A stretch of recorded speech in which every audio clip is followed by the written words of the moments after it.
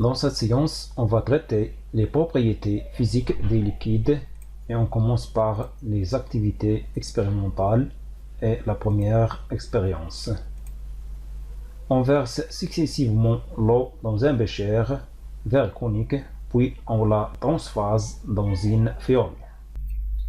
On prend un bécher dans lequel on verse l'eau, on change le récipient et on prend un verre conique dans lequel on transvase l'eau et on obtient le résultat suivant.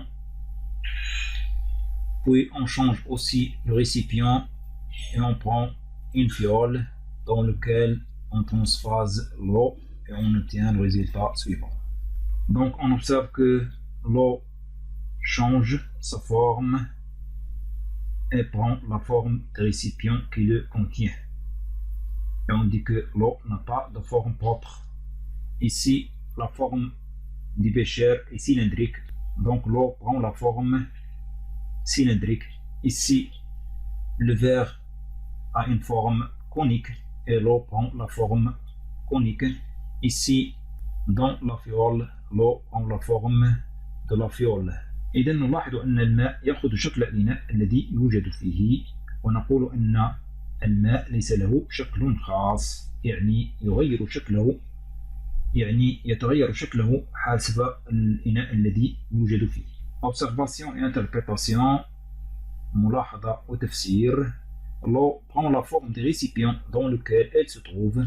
On dit qu'elle n'a pas de forme propre. إذا الماء يأخذ شكل الإناء الذي يوجد فيه، ونقول أن الماء ليس له شكل خاص. On passe aux deuxième expérience. On réalise l'expérience suivante. Mettons l'eau dans un récipient qui représente ce bord de l'eau qui est en contact avec l'air. Donc cette face de l'eau s'appelle la surface libre de l'eau. يعني السطح الحر للماء. Inclinons un peu le récipient et on observe est-ce que la surface libre de l'eau يعني السطح الحر للماء يتغير أم لا. Donc la question qui se pose, est-ce que la surface libre garde la même direction؟ يعني هل السطح الحر للماء يحافظ على نفس الاتجاه أم لا عندما قمنا بميل الإناء؟ إذا نفسر كلمة الاتجاه. الاتجاه ليس هو المنحى، فالمنحى له معنى والاتجاه له معنى آخر.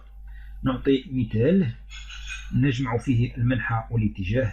مثلا عندما نسقط جسما صلبا من أعلى بناية، فإننا نلاحظ أن هذا الجسم الصلب يتحرك نحو الأسفل، ونقول أن منحى حركة هذا الجسم الصلب هي من أعلى البناية نحو الأسفل.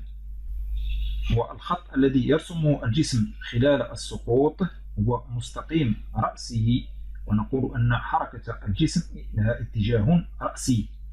Donc pour répondre à la question, est-ce que la surface libre de l'eau garde la même direction ou bien non lorsqu'on a incliné le récipient?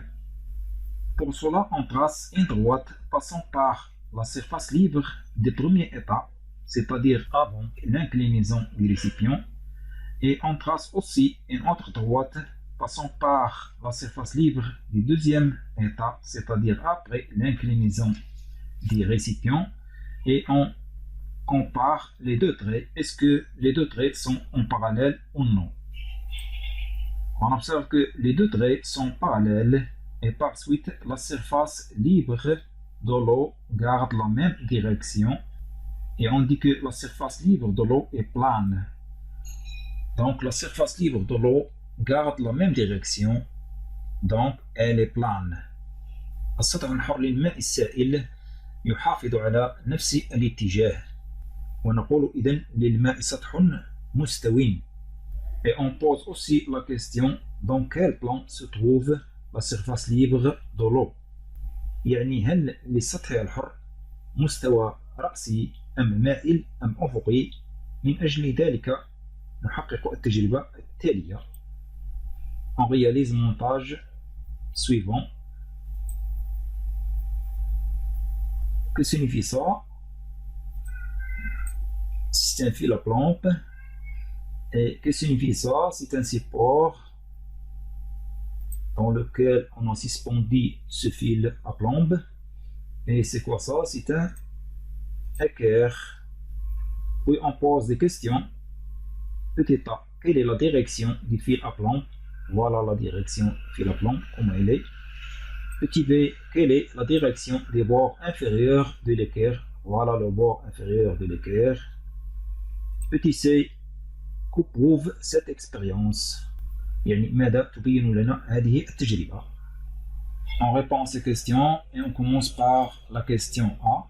Quelle est la direction du fil à plomb? Voilà le fil à plomb. Sa direction, c'est verticale.